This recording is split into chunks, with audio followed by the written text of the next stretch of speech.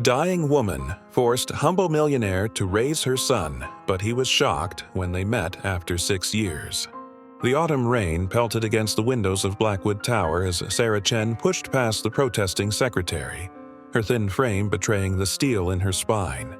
James Blackwood barely glanced up from his desk, his fountain pen scratching against premium stationery as if the interruption meant nothing. "Security will be here in 30 seconds, he said flatly, still not looking up. "I suggest you leave before they arrive." Sarah placed a manila envelope on his mahogany desk with trembling fingers. "Your father had another son, Mr. Blackwood. My late husband, Michael Chen." The pen stopped moving. For the first time in years, James Blackwood felt his carefully constructed world tilt on its axis. He lifted his gaze to meet the desperate eyes of the woman before him, noting the hollow cheeks and the telltale hospital bracelet still wrapped around her wrist. "That's impossible," he said, but his hand reached for the envelope anyway. "My father would never." "Never what? Abandon a child, like you're about to do to my son?" Sarah's voice cracked with emotion. "I have 3 months to live, Mr. Blackwood. Your nephew needs his family." James opened the envelope, his fingers growing colder with each document he reviewed. Birth certificates, DNA tests, old photographs of his father with a young Asian woman, all pointing to an irrefutable truth he never saw coming. "What do you want? Money? I can arrange a trust fund that will—" "I want you to raise him," Sarah interrupted, pulling out a chair and sitting down heavily, her strength clearly fading. "Lucas is 6 years old. He's brilliant, kind, and he'll inherit your father's music talent. I've watched you from afar, Mr. Blackwood. You need him as much as he needs you." James stood up abruptly, walking to the window. The rain had turned to sleet, matching the ice in his veins. "I don't need anyone. I run a billion-dollar company. I don't have time to raise a child." "Then make time," Sarah said, sliding another document across his desk. "Because if you don't agree to become Lucas's legal guardian, these papers proving your father's second family and the illegal way he acquired his startup capital. Go to every major news outlet tomorrow morning." James turned, his face thunderous. "You're blackmailing me?" "I'm dying," Sarah corrected him quietly. "I'm making sure my son has a future. Sign the guardianship papers and everything stays buried. Refuse, and your company's upcoming merger falls apart when this hits the news." The silence stretched between them, broken only by the gentle hum of the office heating system and Sarah's labored breathing. Before James could respond, his office door burst open. Security had finally arrived, but the sight of Sarah's frail form gave them pause. "It's all right," James said, waving them away. He picked up his fountain pen again, but this time his hand wasn't steady. "Send in my lawyer, and get Mrs. Chen some water." Sarah's shoulders sagged with relief, but James held up a warning finger. "I'll sign, but I have conditions. The boy goes to boarding school. I'll provide everything he needs, but I won't play daddy. I'm not that man." "Just give him a chance," Sarah whispered, tears finally spilling down her cheeks. "That's all I ask, because in 6 years you'll understand why I did this. You'll thank me." James scoffed as he scrawled his signature across the guardianship papers. "I doubt that very much, Mrs. Chen." Neither of them could have known then just how wrong he was. 6 months after Sarah's death, James sat in his home office staring at the latest report from Wellington Preparatory School. Lucas's third behavioral warning this month glowed accusingly on his tablet screen. "Refuses to participate in group activities, shows signs of depression, recommended psychological evaluation," James muttered, pinching the bridge of his nose. The boy was supposed to be someone else's problem. That was the whole point of boarding school. His phone buzzed. Marcus Zhang, his head of legal, was calling again. "Tell me you've contained it," James answered without preamble. "The Financial Times is asking questions about Lucas," Marcus said, his voice tight. "Someone leaked information about the guardianship. Richardson Industries is using it to spook our investors before the merger vote." James swore under his breath. How much do they know? Enough to be dangerous. They're painting you as an unstable leader, taking in random children." "He's my nephew," James snapped, the lie feeling bitter on his tongue. "Is he?" Marcus's voice dropped lower. "Because I've been reviewing Sarah Chen's documentation, and something doesn't add up. The dates on some of these papers—" "Leave it alone," James ordered. "Focus on the merger. I'll handle Lucas." But as he ended the call, his eyes fell on the only personal photo in his office, his wife Claire and daughter Emma smiling at the beach, taken just days before the accident that took them both 3 years ago. He quickly looked away, but not before the familiar pain squeezed his chest. The next morning found James striding through Wellington Prep's hallways, his Italian leather shoes clicking against polished floors. The headmaster, Dr. Patterson, hurried to keep up. "Mr. Blackwood, I assure you we're doing everything we can, but the boy simply won't engage. He spends hours in the music room playing the same melancholic pieces over and over." James stopped abruptly. "Music room? Oh, yes, he's quite talented, actually. Very like his mother, from what I understand." But James wasn't listening anymore. He was remembering Sarah's words. "He'll inherit your father's musical talent." Another piece of the puzzle that didn't quite fit. The sound of piano music drifted from behind a partially opened door. Chopin's Nocturne in B-flat minor Claire's favorite piece. James found himself moving toward it before he could stop himself. Lucas sat at the grand piano, small fingers dancing across the keys with a grace that seemed impossible for a 7-year-old. He looked so much like Sarah, but something in his posture, the way he held his shoulders. The music stopped abruptly. Lucas had noticed him. "You're sending me away again, aren't you?" the boy asked, his voice small but steady. "Because I'm bad." "You're not bad," James said automatically, surprising himself. "You're grieving." Lucas's eyes widened slightly. It was the first time James had acknowledged his loss. "Did you know my mom?" Lucas asked suddenly. "Before she died?" James opened his mouth to say no, to maintain the distance he'd carefully cultivated, but something stopped him. Maybe it was the way Lucas's fingers still rested on the keys, just like Claire's used to. Maybe it was the ghost of Sarah's determined face in his memory. "She was very brave," he heard himself say, "and she loved you very much." That brief moment of connection in the music room should have changed everything. Instead, James buried himself deeper in work, trying to ignore the growing whispers in the business world about his mysterious ward. But fate had other plans. 2 weeks later, his private investigator dropped another bomb. "The DNA test Sarah provided," Victor said, sliding a report across James's desk. "It's fake." James stared at the document, his coffee growing cold beside him. "Are you sure?" "Ran it 3 times. The markers don't match your father's genetic profile. Whatever Sarah Chen told you about Lucas being your nephew, it was a lie." The revelation should have made him angry, should have made him want to undo everything. Instead, James found himself thinking about Lucas at the piano, about the way the boy's whole body seemed to transform when he played. His phone chimed with an email from Wellington Prep. Lucas had gotten into a fight defending a smaller student from bullies. The headmaster was requesting an urgent meeting. "Sir?" Victor pressed. "What do you want me to do with this information?" Before James could answer, Marcus burst into the office, face flushed. "The board is calling an emergency meeting. Richardson's making his move. He's telling everyone you're emotionally compromised, that taking in Lucas proves you never recovered from losing Claire and Emma." James stood up slowly, straightening his tie. "Schedule a car to Wellington. I need to see Lucas first." "James, the board meeting." "Can wait. I need answers, and I think I know where to find them." At Wellington, Lucas sat in the headmaster's office, a butterfly bandage above his eye. He looked up when James entered, chin raised defiantly despite his obvious nervousness. "He was pushing Tommy around," Lucas said before anyone could speak. "Tommy's mom is sick like mine was. I couldn't just watch." Something shifted in James's chest. "Dr. Patterson, could I have a moment alone with my—" He paused, the word nephew sticking in his throat. With Lucas. Once they were alone, James studied the boy who'd been thrust into his life. Lucas, I need to ask you something important.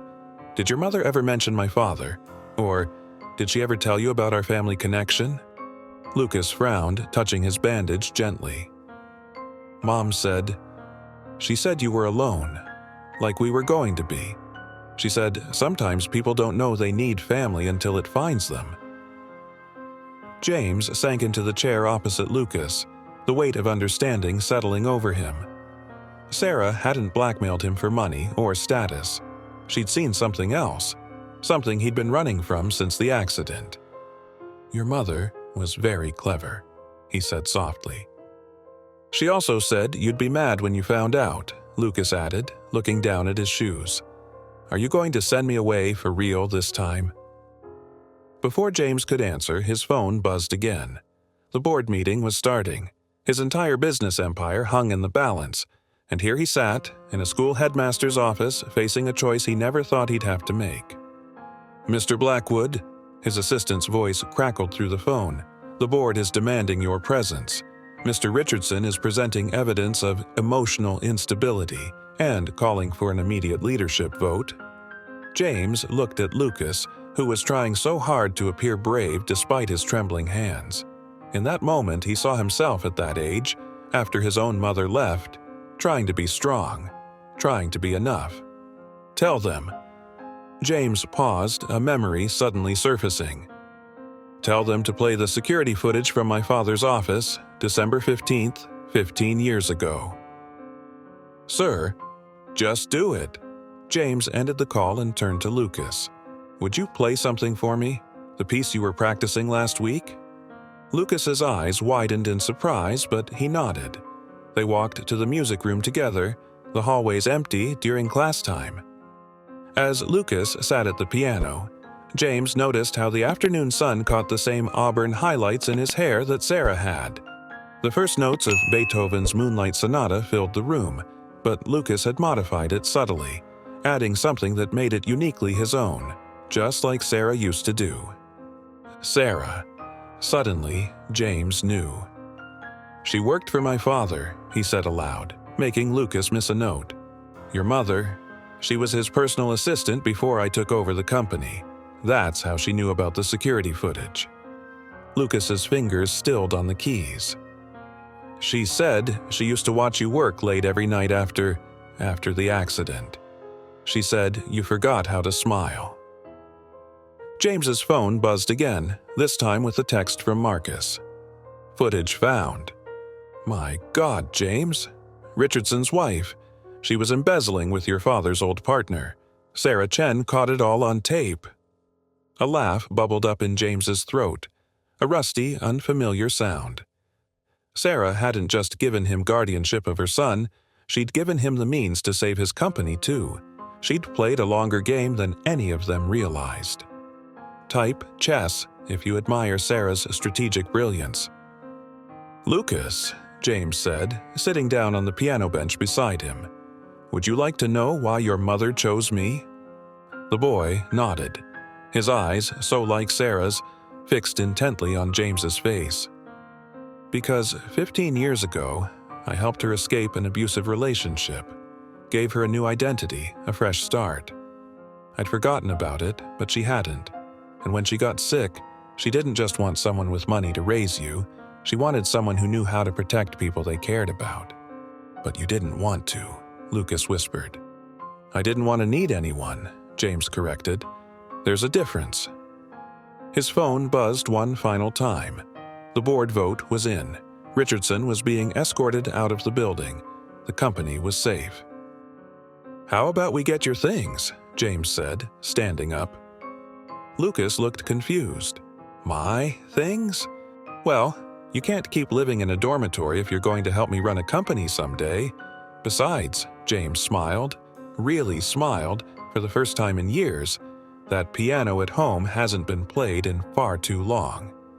2 years later. The Blackwood mansion echoed with music more often than not these days. Lucas, now 9, had taken to composing his own pieces, each one carrying echoes of both Sarah's creativity and James's precision.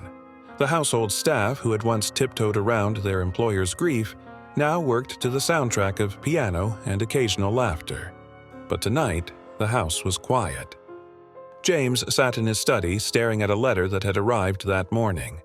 The return address was from Sarah's old lawyer. "Dad?" Lucas called from the doorway, a term that had emerged naturally over time, each of them pretending not to notice when it first slipped out. "Are you okay? You missed dinner." James looked up, still amazed at how naturally parental concern had become. "Come here. I think your mother left us one last surprise." Lucas crossed the room, his sock-clad feet silent on the hardwood floors. The letter trembled slightly in James's hands as he read aloud. "If you're reading this, it means two things. I was right about you both, and Lucas has started composing. The piece of music in this envelope is my last gift to you both. James, it's the evidence you'll need to prove your father's partner stole your mother's inheritance. Lucas, it's your grandfather's last composition, the one he wrote for your grandmother but never published. Sarah." Inside the envelope was sheet music, yellowed with age but preserved carefully. Lucas's fingers traced the notes reverently while James examined the legal documents attached proof that his father's business partner had forged documents to steal his mother's family inheritance after her death. "She knew," James said softly. "She knew everything, all along. The company's legal troubles, my mother's missing inheritance, even how much we'd need each other." "Mom was smart like that," Lucas said proudly. "She used to say that sometimes people are like puzzle pieces. They just need someone to help them find where they fit." James pulled out his phone, quickly texting Marcus. "Remember that shell company we could never trace? Check the metadata on this music file I'm sending. I think we just found our smoking gun." But Lucas was already at the piano, his fingers finding the keys with practiced ease. As the first notes of his grandfather's lost composition filled the house, James felt the last pieces of his own puzzle falling into place. The next morning, headlines would announce how Blackwood Industries had finally uncovered decades-old corporate espionage. Stocks would soar, but in that moment, none of that mattered. 4 years after that night, present day. The Blackwood Tower's top floor had changed significantly over the years. Where there was once only James's stark office, there was now an adjoining space with a baby grand piano and walls lined with framed sheet music, original compositions bearing both the Blackwood and Chen names. James stood at the window, watching Lucas, now 13, arrive in the lobby below. The boy, almost a teenager now, moved with a confidence that reminded him so much of Sarah. But the way he stopped to help an elderly woman with her bags, that was all Lucas. His phone buzzed with a notification. The digital time capsule Sarah had arranged was finally unlocked. James had almost forgotten about the email she'd scheduled to be delivered on this exact day, 6 years after she'd first walked into his office. "Ready?" Lucas asked from the doorway, his school bag slung over one shoulder. James nodded, pulling up the email on the large screen that dominated one wall. Together, they sat down to watch Sarah's final message. The video started playing, showing Sarah in her hospital bed, but sitting up, determined to record this while she still could. "Hello, my loves," she began, making both of them catch their breath. "If you're watching this, then I was right about both of you. Lucas, my beautiful boy, you're 13 now, old enough to understand why I did what I did. And James, I hope you've learned to smile again." She shifted in the hospital bed, pulling out a familiar manila envelope. "There's something I never told either of you. James, your father didn't just work with my husband, he saved his life during the war, before you were born. They made a pact that their children would always look out for each other. When Michael died, and then I got sick, I knew what I had to do." Lucas reached for James's hand as Sarah continued. "The DNA test wasn't completely a lie. Lucas, your father, and James's father were blood brothers. They performed a blood brotherhood ceremony during the war. It meant everything to them, even if it wasn't legal or genetic. So you see, you are family. just not in the way James first thought. James squeezed Lucas's hand, remembering how angry he'd been when he first discovered the DNA test was fake, how differently he saw everything now. "But that's not why I chose James," Sarah went on, her eyes twinkling despite her illness. "I chose him because I saw him every day, building walls higher and higher after he lost his family. And I saw you, Lucas, with so much love to give. You both needed saving in different ways. Consider it my final composition, bringing harmony to two separate melodies." Sarah's image on the screen leaned forward, her face growing serious. "Now, for the real reason I set this timer for 6 years. James, do you remember the music publishing company your father almost bought before he died? The one that went to Richardson instead?" James frowned. "Crescendo Publishing. They're filing for bankruptcy next month." "Check the ownership records," Sarah said, smiling mysteriously. "Particularly the shell corporation that holds 30% of their shares. The access codes are in Lucas's original composition, the one he wrote the day you brought him home from boarding school. Lucas was already moving to the piano, pulling out old sheet music from his folder. The notes. They're not just notes, are they?" "Your mother," James said, shaking his head in amazement, "was always 10 steps ahead of everyone." As Lucas played the piece, James input the corresponding numbers into his tablet. His eyes widened as the corporate records appeared. "She bought shares," he whispered, "using my mother's recovered inheritance money.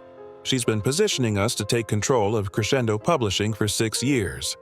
Type mastermind, if you're amazed by Sarah's long-term planning."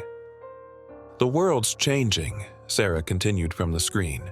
"Music is becoming digital, but the soul of it, the part that heals people, that brings them together, that's what Crescendo needs. And who better to lead it than a businessman who's learned to feel again, and a boy who understands both the technical and emotional sides of music." Lucas stopped playing, staring at the screen in awe. "She built us a future. Together." "But that's not all," Sarah said, pulling out another envelope. "James, remember when you helped me escape all those years ago? I promised myself I'd help someone else the same way. Her name is Maya. She's been running a music therapy program for troubled kids, using the initial funding I set aside. She'll be contacting you soon. Her program needs a home, and Crescendo needs a heart." James and Lucas exchanged looks, both recognizing the opportunity before them. Crescendo Publishing could become something entirely new, a place where business and art, healing and success could coexist. "I have one last request," Sarah said, her image growing tired but her eyes still bright. "The composition Lucas just played, his first original piece. I want you to publish it as Crescendo's first release under your leadership. Call it Finding Home, because that's what you both did, isn't it?" The video ended, but its impact hung in the air like the final notes of a symphony. James looked at Lucas, seeing not just Sarah's son now, but his own legacy. Their legacy. "Well," James said, straightening his tie with a smile, "should we go make your mother proud?" The meeting room at Crescendo Publishing was a perfect metaphor for the company itself.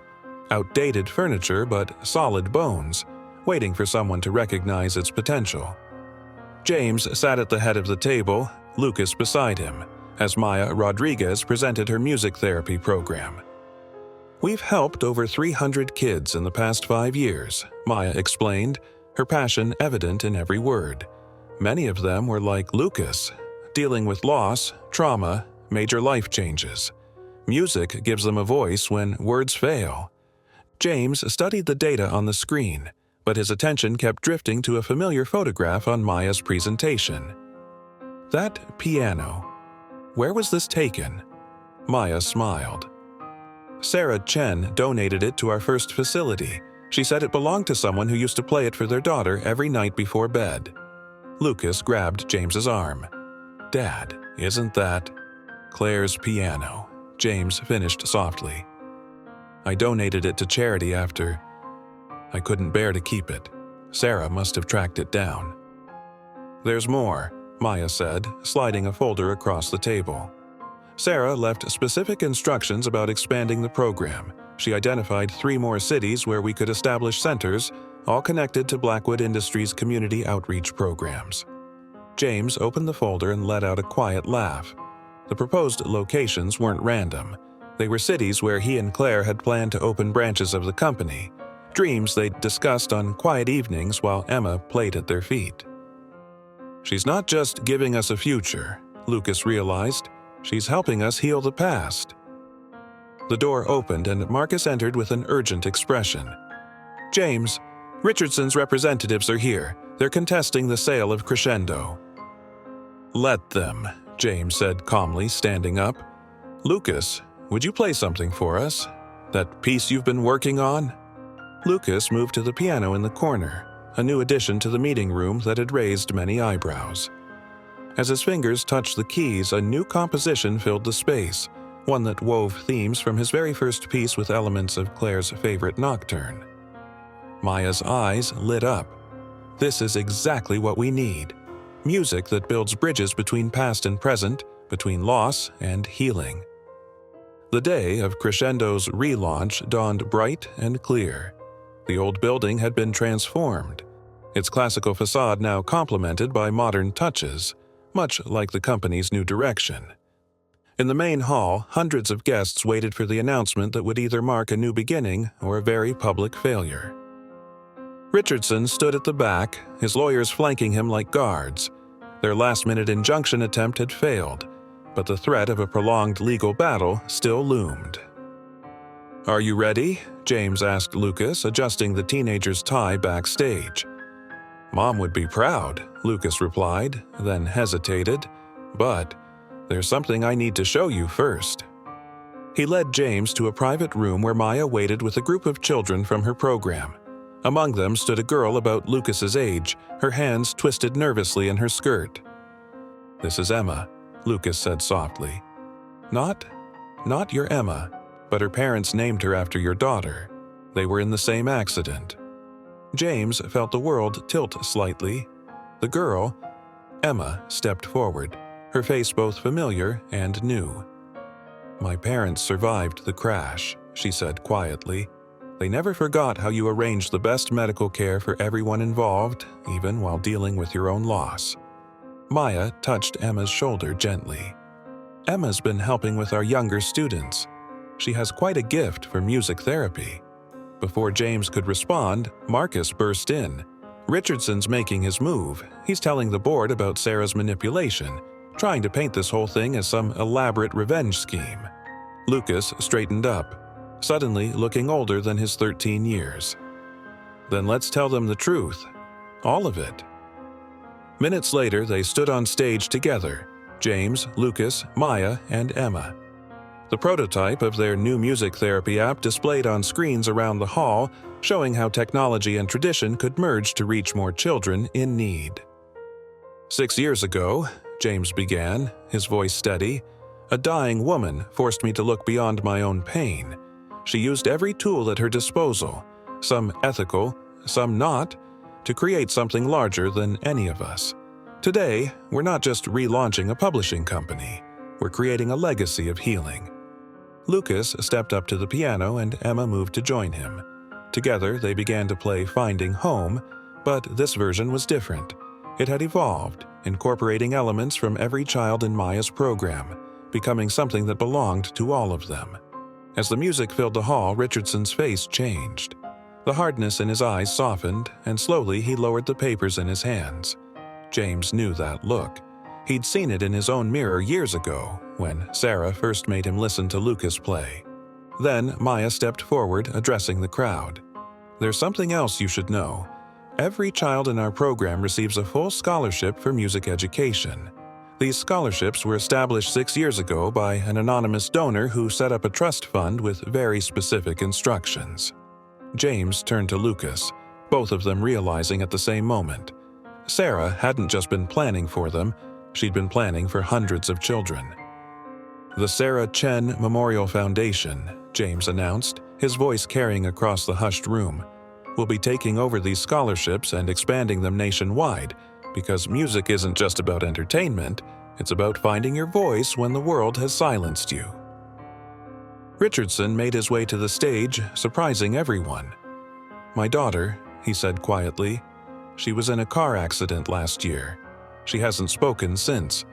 But yesterday, she hummed along to one of your therapy program's songs." Lucas stood up from the piano. "Would she like to join our next session?" And just like that, the last battle was over before it began. As the audience broke into applause, James felt his phone buzz. One final email from Sarah. "My dearest James and Lucas, if you're reading this, you've done exactly what I knew you would. You've turned pain into purpose, loss into legacy. The music box in Lucas's old room, the one you never opened, has one last gift. It's time.